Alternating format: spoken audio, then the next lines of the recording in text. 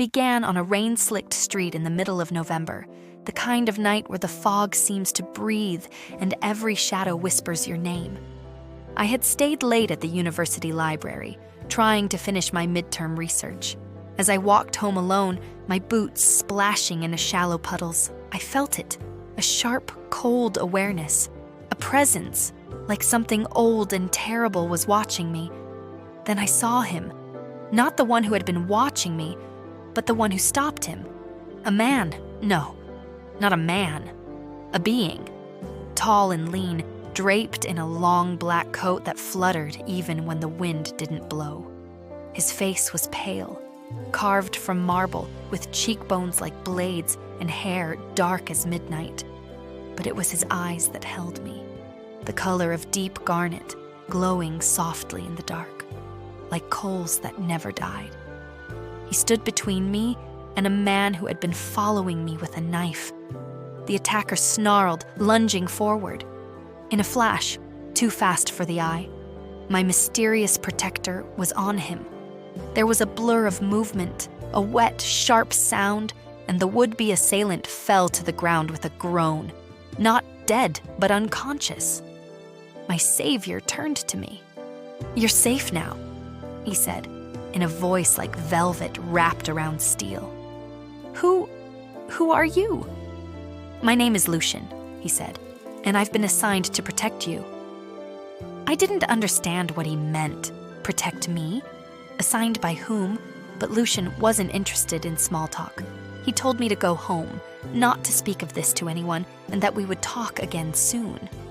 Before I could argue, he was gone, vanished like mist. The next day, I saw him again. This time in daylight, standing across the street from the cafe where I worked. No coat now, just a simple black shirt and slacks, blending in, yet completely unmissable. I felt his eyes on me all day. By the third day, I confronted him. "Why are you following me?" "You're in danger," he said calmly. "From forces you don't understand. I swore an oath to protect your family's bloodline centuries ago.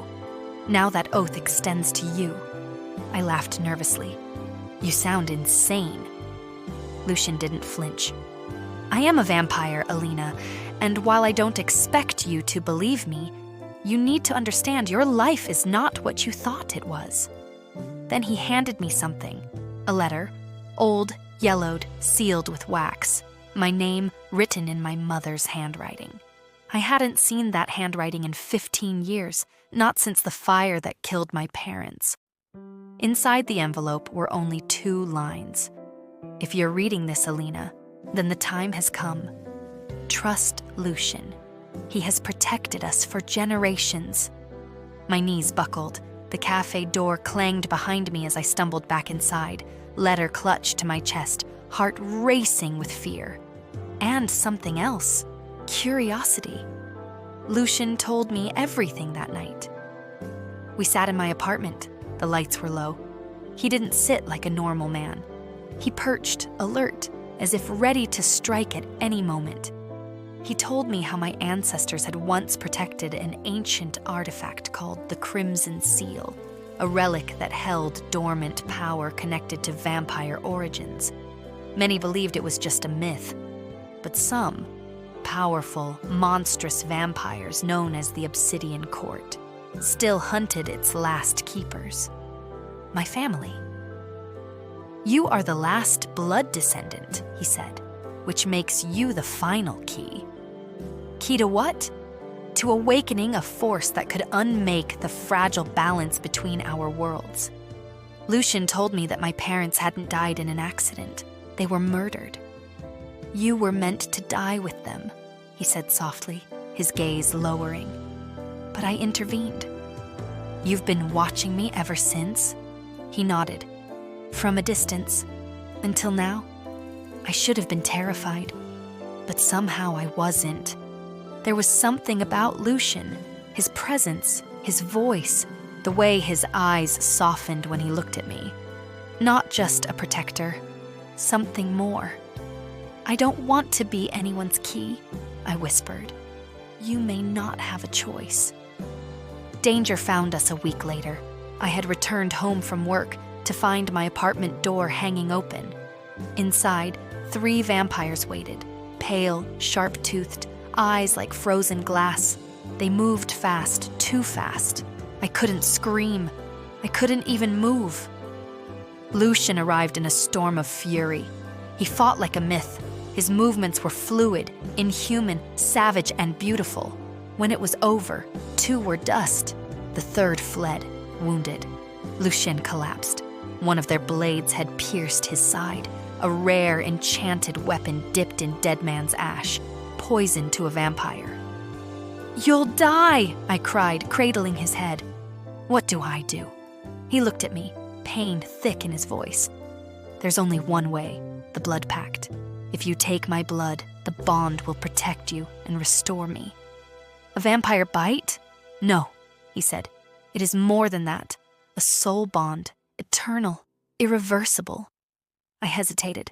My pulse roared in my ears. He looked up at me, not as a monster, but as a man, vulnerable, alone. "I accept." He sliced his palm, and the moment his blood touched my lips, the world fractured into flame and ice. After the bond, I changed. I could feel Lucian's thoughts like whispers in my mind. I could sense danger before it struck. I no longer feared the dark. I was the dark, in part. Lucian trained me. He taught me how to wield blades, how to read vampire languages, how to sense lies and shadows. He was strict, but never cruel. And in quiet moments, he'd tell me stories of castles in Transylvania, of ancient wars and lovers lost to time. He had lived for over 800 years. And yet, somehow, he seemed more haunted than immortal. One night, I asked him, "Do you regret it?" "Living forever." He looked at the stars for a long time before answering.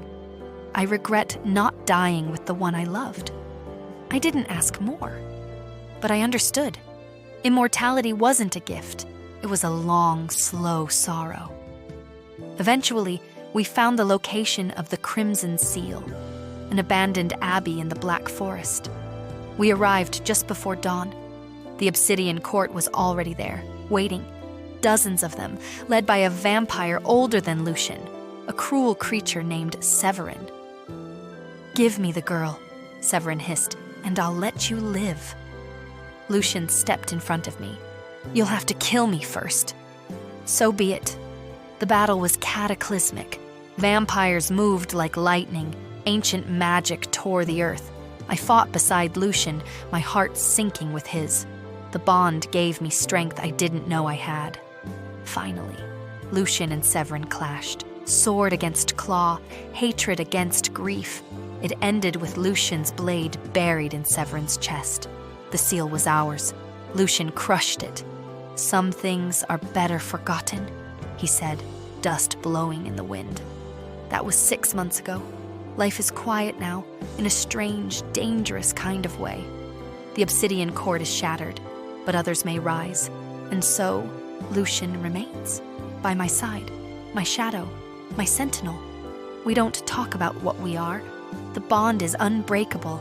Our souls are fused, tangled beyond mortal love. Sometimes, I ask him if he feels it too. He only answers with a look, and in that look, I see everything. I am Alina Voss, the last of my bloodline, a key with no lock, a girl who was ordinary, until an immortal vampire became my bodyguard. And now, something more.